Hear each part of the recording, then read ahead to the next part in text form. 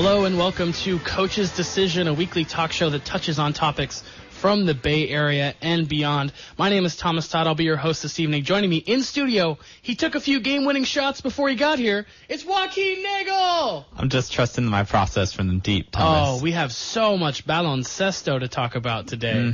College, pro. We'll talk a little baseball with Daniel Zarchi later in the show. It's going to be a jam-packed session. But let's start with the process, because this is breaking news as of, 2 hours ago? Yeah, RIP the process. The Philadelphia 76ers have alienated their GM and VP of basketball operations, whatever those fake titles are. Sam Hinkie, he's out. He was the poster child for the process. He was the decision maker. He was rebuilding. The decider. I was going to say he was rebuilding the Sixers, but he was not rebuilding the Sixers. He was rebuilding the Sixers' asset portfolio. He was tearing down everything that they had haphazardly thrown together in a way that would just make them kind of bad. They weren't signing free agents. They weren't making critical trades. They weren't trying to win. They were making very critical trades. They were becoming that third party in every trade where they would just pick up 2 second-rounders. Great. Yeah. But it doesn't lead to wins. Eventually it does. Does it? We haven't seen We don't know. We don't know that it doesn't. How long can a process go on before it's deemed a failure? Well, do you trust it? I apparently do not. You're not a believer. The ownership of the Sixers didn't trust it, and that's why he left. Yes. So I think the main issue is Hinkie's process just completely ignored the optics in terms of what it looked like they were trying to accomplish or accomplishing. And the butts in the seats. I mean, who wanted to go to a Sixers game? And it also there's maybe the process wasn't complete. Maybe he should have had veteran leaders more often, and there should have been better player development, and they should have had a more healthy ecosystem for the players to be young players within. But he just kept giving himself more and more rope, saying, well, no, he showed up saying, I get infinite rope. Yeah, but then eventually they just hang you with it. I guess so. You're the one left behind while they're like, we have to blame somebody, and we're going to blame the process. They're going to bring in Brian Colangelo now, right? Because they already brought in Jerry Colangelo and the big... Mike Colangelo, is he on the way? No.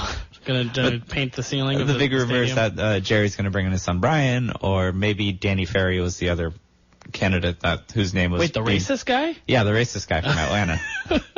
What did he say about Luol Deng? He's got that African in him? No, I think even more things you couldn't repeat on the radio. Okay. Potentially. All right. Well, in an email. Pickup. That's a process. That's an HR process. He failed the HR process in Atlanta, but he passed the HR process in San Antonio, which is how it got to Atlanta. Okay. Anyways, where were we before we started talking about Danny Ferry? We're on the Colangelos. The Colangelos. But they're going to bring in Brian Colangelo, and if Joel Embiid turns out to be a player to play and be a very good player, which he very well could be, and Dario Saric is going to come over from Europe next year, and so if all of a sudden they have Saric and Embiid and Okafor and Noel, and they trade 2 of them for a wing or a couple of wings, and they're really good, whoever's next gets the credit for the process, even though the process happened. Right, but they're going to have to show something before guys are going to want to come there. They're going to have a product they have to probably even be a little better than Minnesota right now to have... Are we acting like guys wanted to come there before Hinkie got there? They had no draft assets. They had Drew Holiday, who was overvalued. They had Spencer Hawes, and they had Evan Turner. Have they had one good player in 25 years? Well, yeah. That's it. No. Oh, you mean?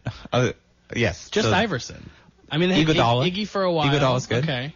Was good. Chris Webber played for them 25 years after he was good. Okay. He played at the end of his career. Elton Brand is playing for them now, and he was good once. Retired. Okay. No, he's playing now. He's on the Sixers might as well now. Be retired. Okay. Keep getting them checks, Elton. Mutombo was good on those Iverson teams.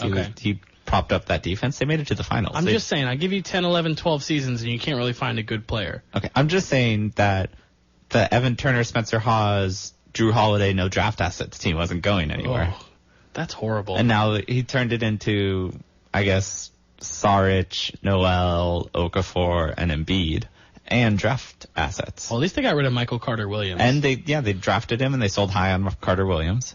I mean, I think... Didn't they get Stauskas? They have Stauskas. Stauskas? They have Stauskas. Stauskas? Is he part of the He's future? a lottery pick. He was a lottery pick. They've won every individual trade. But hold on. I just also, while we're talking about Hinkie and the process, we should revel in how much he trusted it. Apparently, in his resignation letter, he wrote a 13-page resignation letter. Double space, single space? I would like to believe single space both sides. Did he toy with the margins? 13 pages, and he wrote it to the 76ers ownership group. Now, here's a list of people that he referenced, cited, or quoted in his resignation letter. I wait with bated breath. This is from Tom Habistro of ESPN. Is Confucius in there somewhere? Atul Gawande, who's a surgeon, Warren Buffett, Abraham Lincoln, Seth Klarman, who's another billionaire investor. Sounds like my poker group. Charlie Munger, who's another billionaire investor and business partner of Buffett. Elon Musk. James Clerk Maxwell of Maxwell's Equations fame. I know who James Clerk Maxwell is. One of Einstein's portraits on his wall, I believe, yeah. Bill James. Okay, the Statman himself. Bill Belichick. The not Statman himself. Howard Marks, who's an investor. Amos Tversky, who's a psychologist. Tim Urban, who's a writer. Lee Sedol, who's a Go player. And Max Planck of... Planck's constant. Planck's constant. The only thing that was constant in that list was old white men. But I have a question for you. Yeah. Who do you wish that he had also cited? If you could have like maybe 2-3 additions. Joseph McCarthy. Okay. Because his process was thorough. Sally Ride. For the space connection. Kermit T. Frog. I think is a savvy businessman. I was afraid you were going to say Kermit Washington when you started with Kermit. Rudy Tomjanovich's face. See, I was thinking... Was that the surgeon who did Rudy T's face? Is that what that guy is? Well, if you're going to go with surgeons, go with Dr. Ben Carson. He's got the gift in hands. What about Dr. James Andrews? Oh, him too. We just need some diversity on that panel. I was thinking... You went with McCarthy. I was thinking actually Orwell. Orwell would have. Orwell? I wish there was someone on this list that you could instantly see that he was calling Colangelo, alluding like Orwellian, like he's Big Brother or something. Okay. But that's a pretty ridiculous and preposterous list of people to be referenced in a resignation letter for an NBA GM. Was he too smart to be in the front office of an NBA team? He worked in Houston before he went to Philadelphia with Maury. So the answer is yes. You know what? I'm on the Hinkie for Minnesota bandwagon. Hinkie for Minnesota? Okay. Hinkie they already have assets. They have assets. They have young players. The man who was leading their franchise tragically passed away. Their coach is terrible. They're gonna probably get a new coach this summer, and they need a new front office management. I like in the NBA that there are just these 4 or 5 warm bodies that just rotate around to different teams. Byron Scotts of the world. They don't know Sam Mitchell. They don't know how to coach an NBA basketball team in the modern era, but there aren't enough coaches to fill all the spots. But they also get their players to play hard, which is an underrated aspect of coaching. Like Mark Jackson. Or Monty Williams. Okay. But yeah, I'm on the Hinkie Tibbs ticket. Hinkie and Tibbs for Minnesota 2016. Wouldn't that be the dream team? I'm That's surprised the dream Tibbs team. wasn't on that list in that letter. Right. I guess it would be tampering if he was. If Tibbs was on that list, it would have just been... look who else got backstabbed. Call out. All right, we're going to go to our first sponsorship break before we talk about some NCAA basketball. Joaquin, have you ever been frustrated buying tickets online? I have. All the time. You're a showgoer. You're a venue guy, sporting events. I am as well. Most sites make it complicated, then try to sneak in those extra fees at checkout, $6, $7, $8 at a time per ticket. Convenience fees. Oh, I don't even know what those mean. Service charges. They're making it more convenient for you to empty your wallet. Exactly. $15 at a time per ticket. Well, our sponsor, SeatGeek, does not do that. SeatGeek is a fantastic website. They pull all the tickets available on other sites into one place. They give you one number at checkout. That is the number that you pay. You can set alerts for upcoming games. I know we have playoffs coming up, and I think coaches' decisions to make an appearance at the Warriors playoff games, not the Sharks. We're not going to go to those. Even better, every ticket on SeatGeek is given a grade. Red is bad. Green means it's a good deal. So go find some green. And you can also get some green because our listeners for Coach's Decision get a $20 rebate off their first SeatGeek purchase, but they have to input our promo code SFG20 to get $20 back on your first ticket purchase. Download the SeatGeek app. Daniel Zarchi has this app. I have this app. You have this app. I have this app now. I haven't used it yet. I'm going to use it in the next couple of weeks, but I can't wait to see what deals I can get from SeatGeek. So, one-stop shop. You get the price that you see. That's the price that you pay, and off you go to your favorite concert, sporting event. SFG20 is our promo code because I love the San Francisco Giants, and you get $20 back, SFG20. Thank you to SeatGeek. Now, the Final Four was a complete and utter disaster. Disaster? 31 teams. The national semifinals. The national semifinals. 31 points was the average margin of victory for Villanova over Oklahoma and North Carolina over Syracuse. I had a horrible day that day because I sprained my ankle playing basketball, went and watched the games, and was just comatose. Maybe because of the Aleve and the topical creams and the chocolate I was eating. And the liquid you may or may not have been imbibing. You know, I have a very nice girlfriend who brought me all of the essentials, so everything turned out okay, but I was horrifically bored. Thank goodness for Monday night. Thank goodness for Marcus Page's double clutch. Thank goodness for Chris Jenkins' dagger 3 by Villanova to win the championship. You and I were watching in the same building. Oh, yeah. Have you ever seen 2 straight shots in a row? Or I can't even think of one. Because you can say Ray Allen's shot against the Spurs, but that's one moment born out of chaos. You've got other big shots like 1983 NC State. Lorenzo Charles dunk, but that was off an air ball. That's a terrible shot followed by a big shot. Yeah, followed by an offensive rebound. Got the Leitner shot. Wasn't there a big shot made right before the Leitner shot? Maybe. But that was in the Elite Eight, though. That was, a little bit back. This is in a title game. Although I feel like that was an era when making it to the Final Four was a bigger deal. Yeah, now it's all about titles. You're right. That's a good point. So, I just watching that last play. The thing guys have to do now is they have to not foul because the refs call hand checks so much. Yeah, the refs want to call any contact. So when guys are dribbling down the floor with 4 seconds left, they're pretty much unimpeded. Archie Diacono's just sprinting down the floor with the ball. He only had to cross dribble maybe once. And he gets screened for, turns around, and just chucks the ball back to Jenkins, who is the most confident shooter in college basketball. It's not Buddy Hield. Buddy Hield might be the best shooter, but Chris Jenkins thinks every single shot is going in. Chris Jenkins has the biggest disparity between confidence and ability. He has great ability, but he has that J.R. Smith irrational confidence that we talk about. You don't think Buddy has it? I don't know. I think he does, but Chris Jenkins just has what we call in the industry stones. And they were on display, and that's why I'm leaning over your chair, and he releases the ball, and I say, that's going in. That's what you said. And so did Coach Jay Wright. He said, bucket or basket, or so you could see him mouthing like that he knew it was going in. He didn't even react. Because once he saw that wide open look, he knew that was it. But you asked me to compile some championship games. I was thinking this seemed like a great game, because not only was it a great ending to a game, but it was a greatly played game throughout. It was both teams were really efficient. Both teams were playing solid defense. Both teams were taking hard contested looks and making them. Yeah. It was a high points per possession. Any college game that ends with both teams in the 70s, they were actually scoring. That's a good point. I'm just saying, it's a longer possessions, shorter game time. Score in the 70s, that's like an NBA game in the high 90s, low hundreds. I mean, we're not too far removed from that 51-49 Butler game in Houston. Where Gordon and Hayward almost made it a great game. They shot 18. No, it was UConn Butler game. The UConn Butler game, Butler shot 18% in that same stadium. That's why everyone was worried about, the dome. It's the backdrop, and I think they softened the rims. I actually think they went and softened the rims to help the shooting in that game. So I'm not surprised that teams shot a high percentage because there were balls clanging off all 3 sides of the rim and going in. It was just a joy to watch a college game where people actually made shots. It was, and it's sad somebody had to lose because North Carolina had such a fantastic season, and such what a fantastic comeback. Tournament, and a great comeback. They were down 7 with 3 to go, 5 to go. If you told me they hit more 3-pointers in that game than they had all tournament and they didn't win, I wouldn't believe you.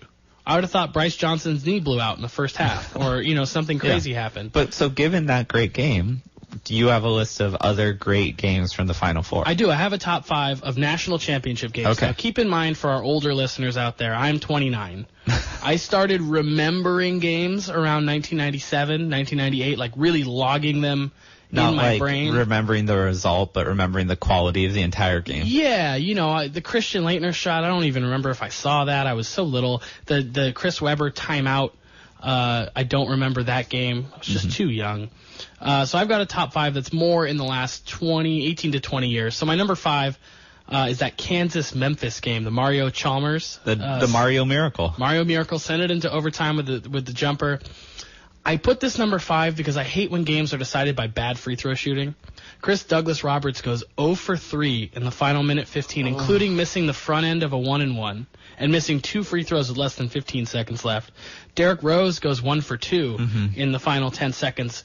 Any of those free throws go down, and it's a 4-point lead. Game's basically over, allowing Chalmers to tie it up, and they win in overtime. I also included notable players in the game. Derrick Rose, Mario Chalmers, Brandon Rush, current Golden State Warrior Brandon Rush. Number 4, UConn beats Duke 77-74. That was the Rip Hamilton, Khalid El Amin UConn team. That was just a great game because it was another one that, like you said, was so well played. Both teams finished the season with just 2 losses, so that was true heavyweights going at it. Elton Brand, Shane Battier, Corey Maggette coming off the bench for Duke, Trajan Langdon. Freaking Corey Maggette, man. Yeah, so that's up there. Duke over Butler. Gordon Hayward makes that shot, and that's the number 1 game of in all college time. basketball of history. Any sport. If Howdy Doody chucks that ball just a little bit softer, it doesn't go off the front of the rim and out. That was the most tense I've ever been while the ball has been in the air. Because it's in the air for so long, and everyone's just staring, and you don't know what's going to happen. Number 2, Syracuse beats Kansas. This is the Carmelo Anthony season. That was a great game. Very well played game. Nick Collison and Kirk Heinrich leading the White Patrol of Kansas. That was the beginning of the real one-and-done era, in a way. Yeah, it was. It was validating the one-and-done player. Do you remember how the game ended? And this is the reason why this is my number 2. No. Hakeem Warwick misses 2 free throws, but on the game-winning 3-point attempt by Kansas, Warwick blocks the shot with 0.7 seconds left. He just gets digits up there and tips the ball, and it goes nowhere near the rim. What a fantastic way for a game to end on a contested three-pointer. A great blocked redemption. 3-point. You know how many Steph Curry's threes have been blocked this 1? season? No, 2. 2 now? Okay. Yeah, because they went back and accredited Gobert with the block. Oh, of course they did. Yeah, because they should have. Hakeem Warwick was Rudy Gobert before he was Rudy Gobert. Well, also, sorry, I was going to make a washout. It's a pro ball player. I'm going to leave that be. And number 1, I'm going to say number 1's Villanova, North Carolina. Yeah. Time may prove otherwise. I may start to pick apart parts of the game I didn't like, but honestly, that's two backbreaking shots. The double clutch. The ability Marcus Page had to keep his eyes on the rim, re-square his body in the air, and just put it right on the tin. He's dealing with so much. The defender who laid out to try to tip the ball right before he gathers it, he avoids the first defender, double clutches in the air, beautiful shot of him, like 3 feet off the ground. And the reason Villanova won is because the late game coaching, both are great coaches, but the late game coaching, North Carolina made a mistake that Villanova didn't make. Villanova sent 3 guys at Marcus Page, the 1 guy diving and the 2 leaving the paint to come cover him when he shoots, because the 2 wouldn't have done it. Now, North Carolina on the other end, a 2 would have done it for them, but they had 3 defenders on 2 guys in the paint, leaving Jenkins just run to his spot. Right. And you can't let a guy run to his spot. You got to get somewhere near his jersey and make him at least maneuver to get 10% off balance to take that shot. He was 100% in rhythm on that shot, and you just can't have that. Yeah, the fact that a 2 would have done it for them really opened the floor up for Villanova, because they still went for the 3. It did, but you can't stack 3 in the paint. Okay. When you have 4 seconds to get down the floor. They're not going to run 4 seconds into a dunk. You can run. They could have ran an alley-oop there. I guess time expired with the ball in the air. Yeah. So I just thought it was a slightly missed opportunity for North Carolina to bother the shot. No one should get a clean look inbounding from under their own basket with 4.8 seconds left. Shouldn't get a clean look. Okay. No matter what. Unless it's from 45 feet and it's, Steph Curry against Oklahoma City. Right. So who in this game goes on to become an NBA player? I mean, Bryce Johnson's going to get drafted because he's big and he has touch, but he's no better or worse than Tyler Hansbrough. Mm-hmm. He's an effort player who he has a little more athletic ability, but doesn't have quite the size that Psycho T had. So is he in the Mark Madsen, Tyler Hansbrough category of player? Or do you think he can go on to be Nick Collison? I can make cross-racial comparisons. I'm good at that. No, he'll probably play in the league for 5 or 6 years and then burn out. Those guys just don't exist anymore. You need to be a 3-and-D wing or a stretch 4 or a really dominant, flexible scorer like Boogie or Karl Anthony Towns. He's not going to be one of those guys. There's some garbage men guys that can still make a living out there. You got your Kenneth Farieds and your... He does not have the freakish athleticism. Nick Collison is that guy. Drew Gooden. Well, it all comes down to how much work he's willing to put in. Because all of those guys, what they have in common is they're the take your lunch pail to work. They work harder than anyone else. That's how they stay in the league because they don't necessarily have all the tools. So it's going to be up to Bryce Johnson, but he's going to get drafted late in the first round. Marcus Page will be a D-League superstar because he can get hot and have these ridiculous games. As for Villanova, you think he could have played for the Memphis Grizzlies in the past 3 weeks? Oh my goodness, anyone can pay. Didn't they have a special exception? Yeah, because they ran out of bodies. They've had 28 guys on their roster this season. 28 guys. Man, that's a baseball Jordan team. Farmar.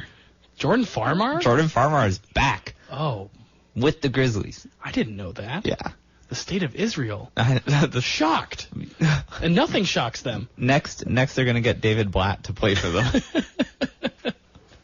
Where was it? Oh, more NBA players in this game. Archie Diacono, no, sorry, your poor man's Dellavedova. Chris Jenkins is going to go back for another year. Ochefu will probably get a contract just because he's enormous and plays defense. So, those are the guys. But in the tournament overall, the two guys to look at were Johnson and Hield as far as quality of college basketball player. And Hield was great. He scored 37 points in a game. He was averaging, before that last game, over 30 in tournament games. And he is going to be a good NBA player because he's playing the style that the NBA is playing right now, which is layups and threes. Yeah. He shot, I think, 23 mid-range shots the entire season, which is less than 1 per game. So he's the perfect guy to go in there, find the three-point line, get an open stroke, and if not, shot, fake, and drive, because he does have the ability to finish. He's a little small. He's a little undersized for a 2-guard, right, at the pro level? He is a little undersized, but he makes up for it with craftiness around the rim, which is another thing that guys have to work at. Is he willing to put in the work to get those little sneaky moves at the rim? Look, Isaiah Thomas has moves that he has to have because he's 5'9". Isaiah Thomas, Steve Nash, Steph Curry's great small finishers. Yeah, even Rondo earlier in his career got to the point where he was crafty enough to finish. Yeah, but no, I bet he could still do it. He's just afraid of getting fouled. Right, and that changes. Buddy Hield's not going to be afraid to get fouled, so he's going to be in the league, but he's not going to be an elite 2-guard. He shouldn't go 5th or 6th. That's a reach. You think he'll go 10th? Is he a lottery? He should be late lottery. Okay. Is he better than Gary Harris? Probably not. If Gary Harris had stayed at Michigan State for 2 more years, he would have been Buddy-like. Yeah. He has that same size, and I think Gary Harris is a better defender than Buddy Hield. So, what are you going to do? Okay. Is Hield better than Denzel Valentine? Not really. All right. They're the same age, and Valentine's taller and a better passer. I don't know. I think Denzel Valentine's going to have a better career than Buddy Hield. But I'm a Sparty guy. Upside is a real thing. Yeah, upside is real. That should be the name of our podcast. Upside is real. All right, we're going to take another quick sponsorship break to tell you about another one of our merchandising sponsors, Fanatics.com and FansEdge.com. They have all the sports gear you need: MLB, NFL, NBA, college. It's jerseys, it's shirts, it's cups, it's mugs, it's frisbees, it's posters. They have everything you want on these sites, discounted at 20, 30, even 40% off normal retail price. Do not go to the mall. Do not pay retail price for everything. Shop online. Go to Fanatics.com and FansEdge.com. But before you do, click through our website, CoachesDecisionKSCO.com, because they will send us some hard-earned advertising dollars if you click through our website. Once again, CoachesDecisionKSCO.com to save 20, 30, 40% on merchandise on FansEdge.com and Fanatics.com. Joaquin. Yes, Thomas. Where are we at? We're back in the NBA. Back in the NBA. Pro Bowl. Scottie Pippen. Oh, yeah. One of the 50 greatest NBA players of all time. My favorite player as a kid. The ultimate 3-and-D guy. The OG 3-and-D guy. The OG 3-and-D. He really didn't have a great 3-point percentage. Deep 2-and-D. Dunking on Patrick Ewing, stepping over him, just asserting his dominance. He thinks that the Chicago Bulls of the 72-10 era, 95-96, would win in 4 games in the series against the Golden State Warriors. He said it. Yeah, but does he think that? Yes. And why would they? Well, when you're the second best player on a team, you get to talk a lot of smack. Flavor Flav got to say a lot of stuff. Yeah. But he didn't have to write a whole lot. Didn't have to do a lot of writing. Didn't have to do a lot of the heavy lifting. If you consider that clock heavy lifting, then sure. Get down. 911 is a joke in your town. I don't know what that means. I'm practicing my mental self-defense. Just saying Flavor Flav every once in a while had a whole track to himself. Okay. 911 is a joke. So did Eazy-E. He was still just a drug dealer. Hey, he rapped those lyrics that Cube wrote for him very well. One line at a time they had to record those for Boys in the Hood. He couldn't string 2 lines together. Well, that sounds like it was always hard. So obviously the Warriors would not get swept out of a series against those Bulls. The Bulls didn't sweep a single final series.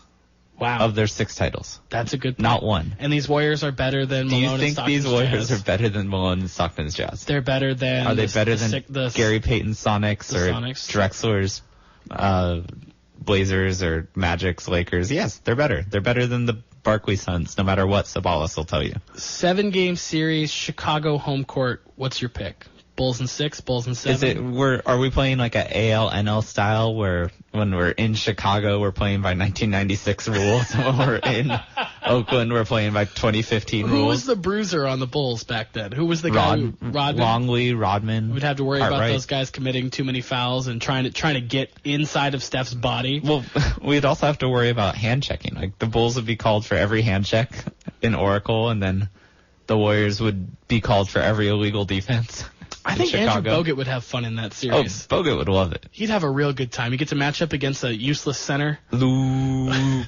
It'd be double Aussie action. Aussie on Aussie action. Was Bill Wennington on that team? I think so. I think he would have had some fun with Bill Wennington. Short 3-point line for those 95-96 Bulls. Oh, yeah. Oh, Curry would have demolished them. Clay? Oh, Curry. they would have demolished them. I didn't even think of that. Yeah. That's the ultimate argument for why that wouldn't work. If this game was played in 95-96 rules with Curry and Thompson, they'd be taking long twos and draining them. They'd step in a foot.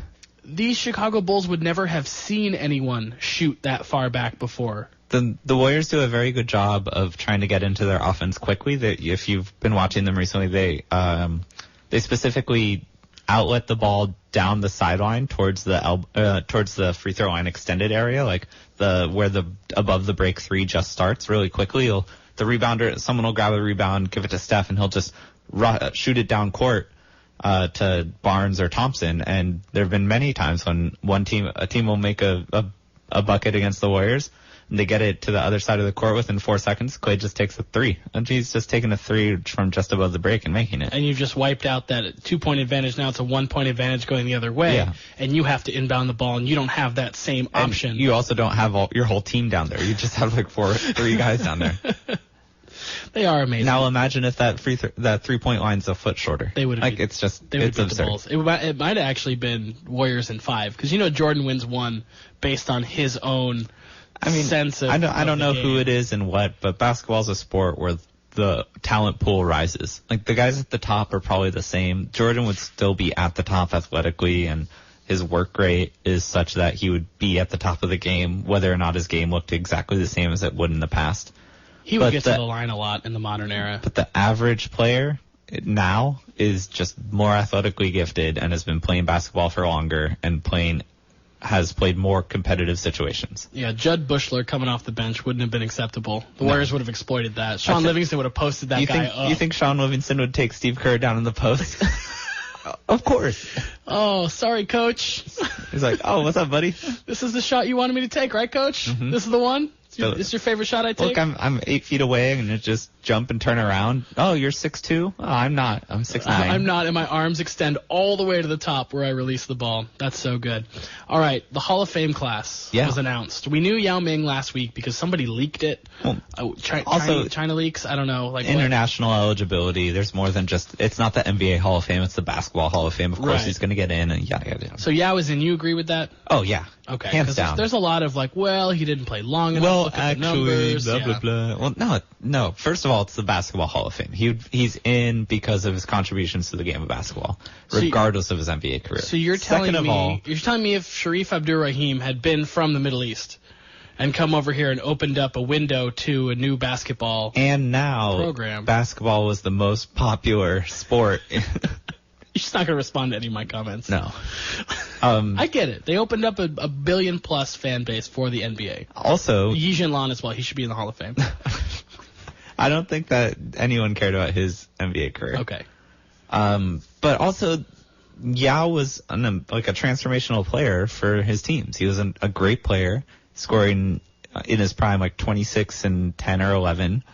And he was just one of the top 10 players in the game, easily. And his body betrayed him. And that's not really his fault, but it does hurt his case. But it didn't hurt it enough. But anyways, he's clear-cut Hall of Famer. Shaq's a no-brainer. Shaq and Iverson, best rapping duo of any Hall of Fame class of all time. Hands down. I can't wait for Dame Lillard. I think Dame Lillard's actually a pretty good rapper. Well, Shaq released songs with Method Man and the RZA in the mid-90s. Shaq's on songs with Black Thought. Who? The lead singer for the Roots. The front man for the Roots. Oh, I didn't know that. Yeah. Shaq has a bona fide rap career. They also would have made a great sitcom. Shaq and Iverson? Shaq and AI, yeah. I would have watched that. I'd watch that right now. Because Kobe, after 3-4 seasons, wouldn't be able to work with Shaq anymore, so they'd bring Iverson That was a terrible sitcom. I hated that reality TV show. Other guys that made it, like I said, I'm a Sparty guy, so Tom Izzo making it. Who? Tom Izzo. Who? Come on. That man's a fantastic basketball coach. He's only got one title, but he sneaks into the Final Four every single time. He's coached Draymond Green. He's coached Mateen Cleaves, who didn't really pan out in the NBA, but Jason Richardson, Zach Randolph. You know, he's had a lot. Rich. Yeah, Jason. He's had a lot of really good players go through that program, and he's done so consistently without getting the best recruiting classes like Coach K and John Calipari. So he's a very deserving guy, and he's just someone everyone looks up to, including myself. One woman in the class this year, Cheryl Swoops.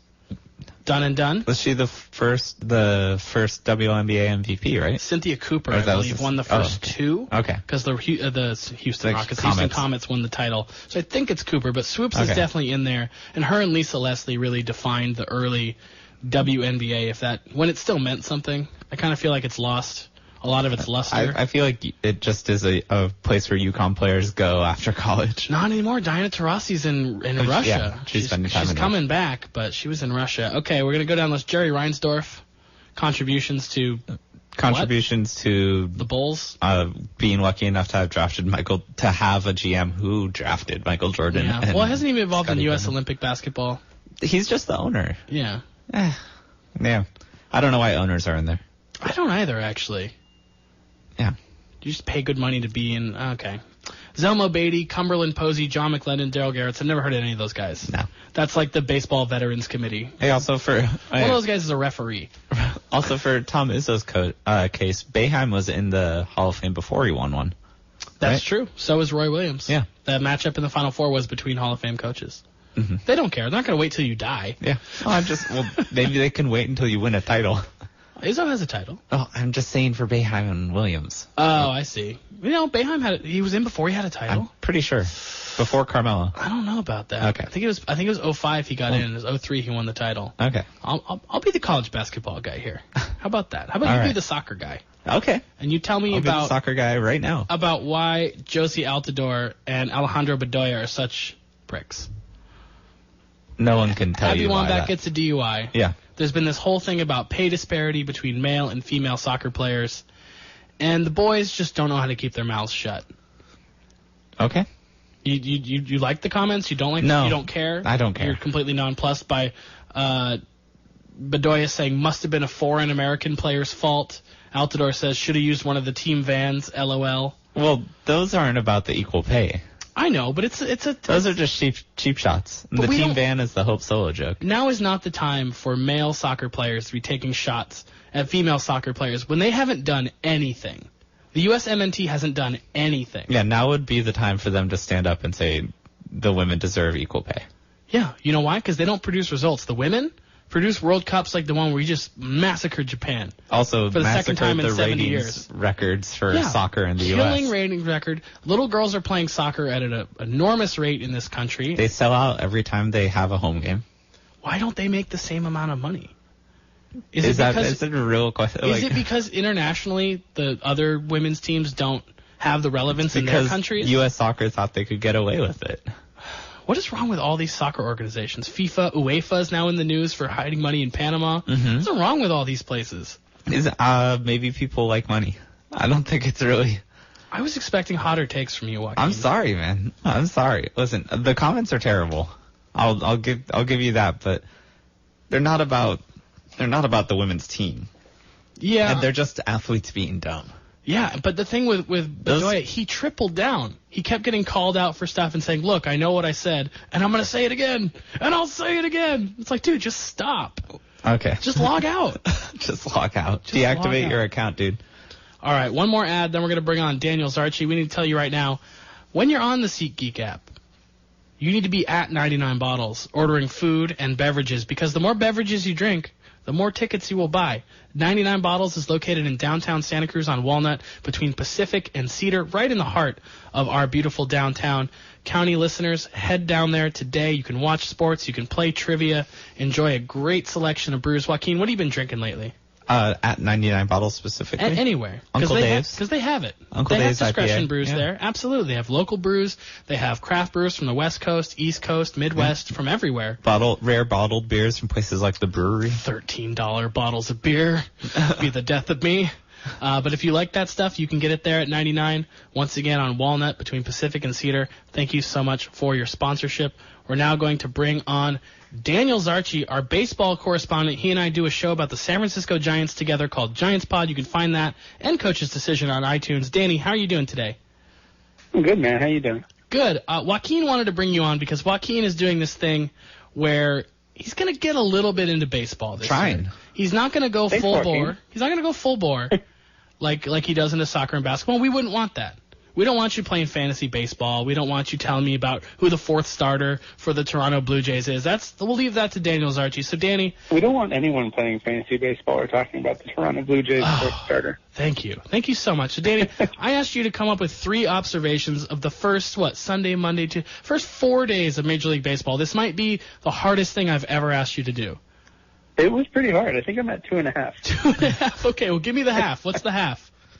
Trevor Story, he's probably pretty good at baseball. Oh, yeah. This guy's got 3 home runs in 3 games or something? He's got 4 home runs. 4 home runs in 3 games. He hit 2 home runs in his Major League debut, which was on opening day. And he's hit 1 home run every day since then. And he's a shortstop, right? This is the Rockies shortstop who's filling in for Jose Reyes, who, as we know and as we've talked about, is probably going to be suspended for quite some time. So Trevor Story treats baseballs like Jose Reyes treats women, we'll say? I'm just saying. Anyway, moving on. He treats baseballs like objects, man. What's interesting is this going to weigh into the Rockies' decision? Are they going to say, just screw this, we don't need this Jose Reyes crap, and be done with him? Because it looks like, 4 games is, 3 games is, the tiniest sample size of all time, but it looks like he could be the shortstop of the future. Well, so what's Reyes' contract? Because it's all guaranteed. I'm looking here through 2018, so he's got 3 years of $22 million left.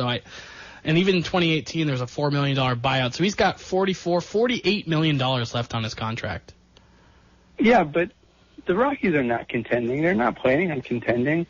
And so I'm sure there's some team out there, the Dodgers of the world or the Red Sox or, some big market team that has an even worse shortstop that would be willing to, come to some sort of deal. Maybe the Rockies eat a lot of the contract, something like that. But I just want to see, if Trevor Story, or as he likes to be known, the Trevor ending story. Oh, God. That's a Tory topic joke. If he just rakes for a month and a half, then what happens to the Rockies? Okay, that's a good one. We'll keep an eye on that story. What do you got? My second one is the Padres have still not scored this year. Really? Is that true? It's true. Is that a live I'm watching result? The game right now. Live. They are 25 innings in, and they have not yet scored. So LA's up 6-0 in the 8th right now. They won 15-0 and then 3-0, I want to say. It was something like that. So they're down 24-0 on the season? Yeah. So your observation is the Padres might not score this year? Padres might not score this year. Should we set a date for an over-under? Like, do you think the Padres will be no-hit before June 1st? Well, Tim Lincecum isn't in the league anymore. So. Not yet. He may be soon. Maybe they'll bring him to San Diego because he can pitch really well there. He can't score any runs, though. All right, Danny, what's your last observation? My last observation is I'm going to double down on my picks of the Toronto Blue Jays and the Seattle Mariners, both to make the playoffs. In the Blue Jays to win their division, the Mariners to win a wild card. And I'm doing that because Robbie Cano. Because the Mariners offense looks great and the Blue Jays pitching looks great. And so those are kind of two things that I was waiting to see. But the Blue Jays had a pitcher, Aaron Sanchez, who was, a hot prospect. He's been in the bullpen, and they decided to put him in as a starter. He had a great start.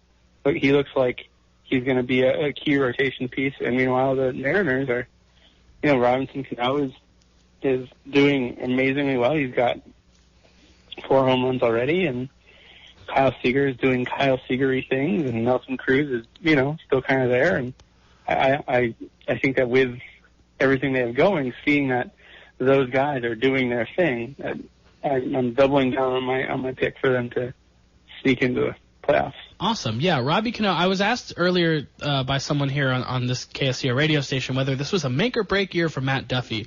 And I don't think the guy asking me the question understood what make or break meant. This is a make or break year for Robinson Cano. He signed a huge contract. And if he doesn't put anything, if he doesn't have a slightly below all-star caliber year this year, he's going to be one of the biggest disappointments in the history of MLB free agency. So this is what I would call a make or break year. And you're right, it's been make so far. 4 home runs through 3 games. The offense looks great in Seattle. And I'm standing by my pick of the Blue Jays to make the World Series. So I agree with you on that front, Danny. Yeah. So one of the things is just both of those picks are looking good, so I'm happy about them. Good. Well, I'm happy for you. You can listen to Danny and I talk about the San Francisco Giants on Giants Pod. You can follow him on Twitter at Giants Pod. Danny, you're the man. Thank you for coming on and doing this. Thank you. All right, we'll talk to you soon, buddy.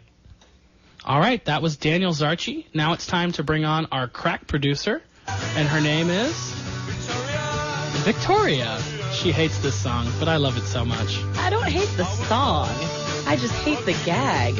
I love the gag. One of these days we're going to get a gag order on Thomas. Hey, no one gags the host around here. Solid pun, though. Yep. All right, Tory. You're on to do some Tory topics, the lighter side of sports, because Joaquin and I were real hot and heavy there. Whew. I tried to get it hot and heavy with the DUI story, but you weren't having it. Oh, nope, not in this house, Thomas. Okay. Tory, what do you got?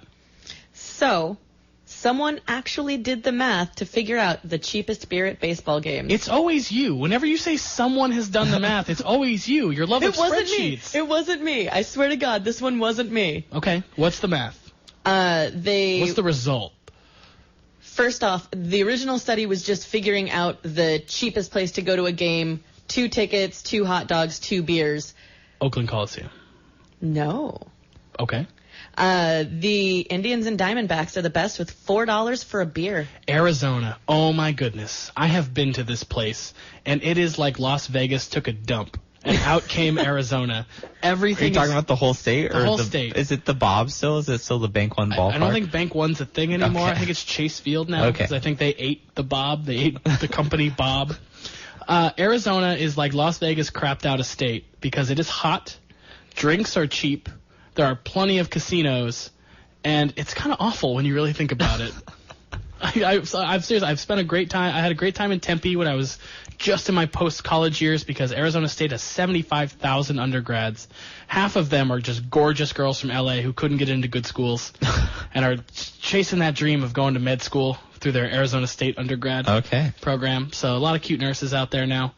It's a fun place. Have you ever been down there for spring training? That's exactly why I was there. But everything's so clustered in Arizona. Phoenix is by Tempe, by Scottsdale. They're all kind of clustered there, so you can just kind of travel around. So it can be a fun place, but definitely it wears on you. But the beer is cheap. I will give you that. Beer is cheap. The other one was Cleveland. Other one was Cleveland. What a great school system. Cleveland rocks. Living in sin with a safety pin. So the most expensive beers were the Red Sox, Cubs, and Phillies, all charging a ridiculous $7.75 for a beer. On average? I feel like That's it's cheap. I feel like it's more than that at Giants games. This was, I'm assuming it was probably the cheapest beer. Okay. Maybe they're factoring in those Budweiser Select 55s. Or, or the cans of Bud White. the ones that look like the you could hit screw-top someone with cans. them, even though like they don't weigh. They're like space glass or whatever. Here's what got me, though. Uh-huh. There are two parks that are like named after beer companies. We've got Miller Park and Coors Field. Oh, Coors. Okay. And both of them charge $6 a beer, which is not bad, but it's not great. You're saying they have the vertical integration, so they should be able to charge less? There is a freaking brewery inside Coors Field. The mascot, when they hit a home run, he goes into a tank full of beer. The Milwaukee Brewers. I know. It's a shame. This is an outrage. I'm sad we don't have Daniel Zarchi because his quote is always, "I can't wait to be rich enough to get drunk at a baseball game." That's his life goal. He'll know he's made it. How much were those beers at that Derby Girls game that we went to? $10. Yeah. 16-ounce pour with two inches of foam. Really? Down $10 at the down Civic. at Kaiser Permanente. No, at the Civic. Okay, because the Kaiser Permanente beers at Kaiser Permanente were $7. Yeah, they're much more reasonable, but the Civic is out of control. And 16-ounce cans. No, they're plastic cups. Okay. But most of it's foam because they're pouring them out of pitchers, so it's like not as cold as it should be. They're filling it is really weird. They basically try to make you not get drunk at these roller derby games. So because they think disappointing. you're gonna throw stuff or like catcall. But wouldn't you? No, I'm talking about you. I'm not saying like the Jacob royal May you. Jacob May and I are very proper gentlemen when we go to those games. We observe the sport for what it is. We make For what it is. for remarks. It's women hitting each other with their butts. Awesome. With their butts, Joaquin. Hip checks all day, every day. It's a fun sport, but drinking there is difficult. I have not gone bankrupt at a baseball game, but I've come close. Next story, Tory. All right. Bryce Harper wore a trucker hat that said, "Make baseball fun again." Hell yeah. Joaquin's like, can the hat say "Make baseball fun" for the first time? Median age, 56 years. For what? For baseball baseball. fans. Oh, I was like, for people who like that hat? I would wear that hat. Yeah. We're going to get you that hat. I would wear We're going to go on make baseball fun fanatics.com. again. If they made the beer FansEdge.com. cheap enough, maybe we could make Maybe baseball it would fun be again. fun all the time. Maybe we can do like Dizzy Cat baseball. What is that? You've never Dizzy Bat baseball. You've never done that. Dizzy Bat baseball. Yeah, You sorry. said Dizzy Cat. I said you were miming like I the wanted- beer can hats, and Yeah. my brain got flustered. Okay, well, don't. Would get you flustered. wear a make baseball fun again hat? I What if wear it a had beer cans make on baseball the side? games short again hat because I can't stand how long they are. Can we just get back to the like steroid home run races? Oh, those if, games got long too. well, if they're bat flipping, I'm in. Yeah. There should be like a device so you set it down and it flips your bat for you Yes. next to the batter's There's box. like a little like launch pad thingy. You Yeah. toss it over there, it flips the bat yeah, for and you. people can sit in the splash zone and be It hit would- with splinters and It would stuff. take away a little bit of the bat flip creativity. Bat flipping is just an art form. Yeah. It's popular in like Korea and Cuba. There are some great videos of like teenage softball varsity players like doing crazy bat flipping tricks while also hitting balls. Huh. They're awesome. I got sucked into them one night. I'm just assuming that this hat is about bat flipping. It's just about being Bryce Harper. being exuberant while playing the game. Enjoying the game. So, I mean, Sergio Romo of the Giants came out and said, look, I yell at the sky. When I get somebody out, I don't point at the player. I don't point at the other team. I don't talk to the bench. I do finger guns to the sky, and I scream my head off. Old man yells at cloud. Because I found a way to get out all my energy, but not insult the other team. Yeah. So if Bryce Harper would maybe meet somewhere in the middle, we'd all be cool with that. But make baseball short again. Tory? I would like to formally announce my resignation because I'm going to go join the staff of the Spurs. Basketball is played by 5 guys. Pop said the foremost qualification for joining his staff is an appreciation of wine with dinner, with basketball knowledge a distant second. Well, he does have a female on his staff. Becky too. Hammond. As Becky Hammond. So I think they filled that quota already, Tory. Damn it. What kind of Yeah, it's really a quota system they got what's going. what's your wine of choice though? Do you pair it with your food or do you have a Or do specific you pair it with Pair your with sport? food. Pair with food, but if I'm just drinking wine, I've got favorites too. Okay. If you're drinking wine solo, you don't have to be as picky as making sure the notes match your food. Okay, and you're a cider girl, too. I know that. Do you pair your wines with your sports? Like, do you have a baseball watching wine versus your football watching wine? She has an NBA Reddit wine. Oh, yeah. My NBA Reddit wine, pink Moscato. There you go. Oh, God. Not rosé. No, you got to go for candy wine. That's disgusting. Sparkling pink Moscato for those NBA subreddit nights. I accept your resignation.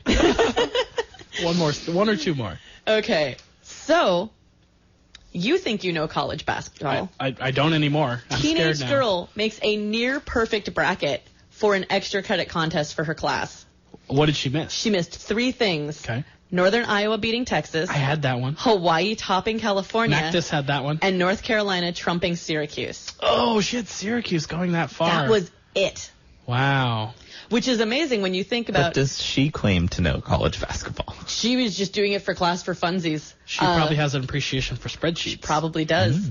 But the best part is there were more people in the ESPN bracket contest that picked Villanova going out in the 64 than there were people picking them to win. Yeah, I mean, I did a bracket challenge at the restaurant we both work at, and I got 65 brackets. Not one picked Villanova. No one had the champion out of 65 people. That's pretty crazy, considering they were a 2 seed. Yeah. And I won the bracket. Well, Tory owes me $5.